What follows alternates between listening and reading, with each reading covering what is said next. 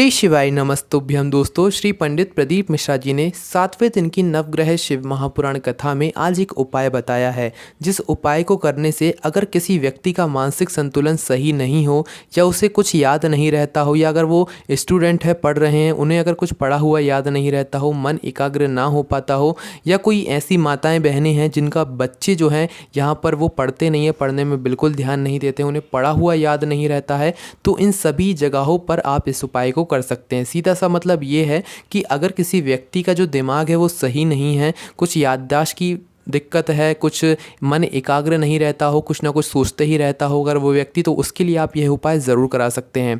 तो श्री पंडित प्रदीप मिश्रा जी ने आज की कथा में यह उपाय बताया है, और इस उपाय में आपको करना क्या है वो आप ध्यान से सुनिए। यह उपाय पूर्णिमा के दिन का है, और इस उपाय में आपको एक रुद्राक्ष की ज़रूरत पड़ेगी जो कि सिद्ध होना चाहिए। ठीक है, नकली रुद्राक्ष होगा तो उपाय काम नहीं करेगा, तो असली रुद्राक्ष होना चाहिए। अगर आप लोग कोपरेश्वर धाम से लाए हैं तो फिर कोई दिक्कत नहीं है। तो आपको करना क्या है, पूर्णिमा की रात्रि का यह उपाय, पूर्णिमा की रात्रि कब, जब चांद निकल जाए उस समय का यह उपाय करना क्या है। आपको एक रुद्राक्ष लेना है, और उस रुद्राक्ष में छेद होना चाहिए, नहीं है तो करवा लीजिएगा। ठीक है, तो आपको करना क्या है, एक रुद्राक्ष लीजिए और उसमें छेद होना चाहिए। ठीक है, छेद होने के बाद आपको इस रुद्राक्ष को लेकर पूर्णिमा की रात्रि में जो है चंद्रमा की रोशनी में जाना है। ठीक है, खुली जगह में जाना है, अपनी छत पर चले जाना है, उस व्यक्ति को साथ में लेकर जिस व्यक्ति के लिए आप यह उपाय कर रहे हो, जिस व्यक्ति का दिमाग मन संतुलन नहीं रहता हो, जिस व्यक्ति को पढ़ा हुआ याद नहीं रहता हो, याददाश्त की कोई दिक्कत हो, मन एकाग्र नहीं रहता हो, उस व्यक्ति को या उस बच्चे को लेकर आप अपनी घर की छत पर या खुली जगह में जाइए जहां से आपको चंद्रमा की पूरी रोशनी में आप आ सकें। ठीक है,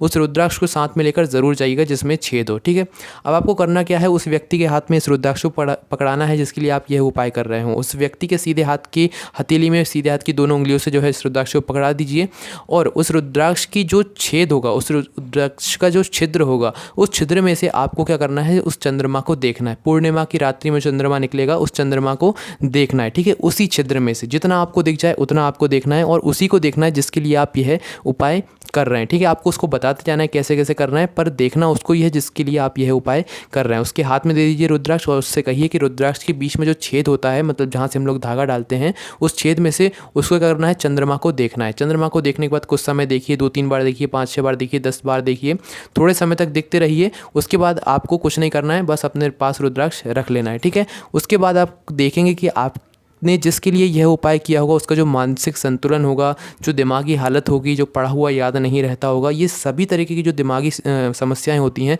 ये सभी कुछ ठीक हो जाएंगी। कोई भी आपको समस्या आती है तो आप हमसे कमेंट करके पूछ सकते हैं। ये उपाय पूर्णिमा के दिन का ही है और रात्रि का है। और ज़्यादा जानकारी आप लोग हमारी वेबसाइट भोलेनाथभक्ति.com का भी सहारा ले सकते हैं। कोई भी समस्या आती है कमेंट करके पूछ सकते हैं। ओम नमः शिवाय, जय भोले बाबा, श्री शिवाय नमस्तुभ्यम।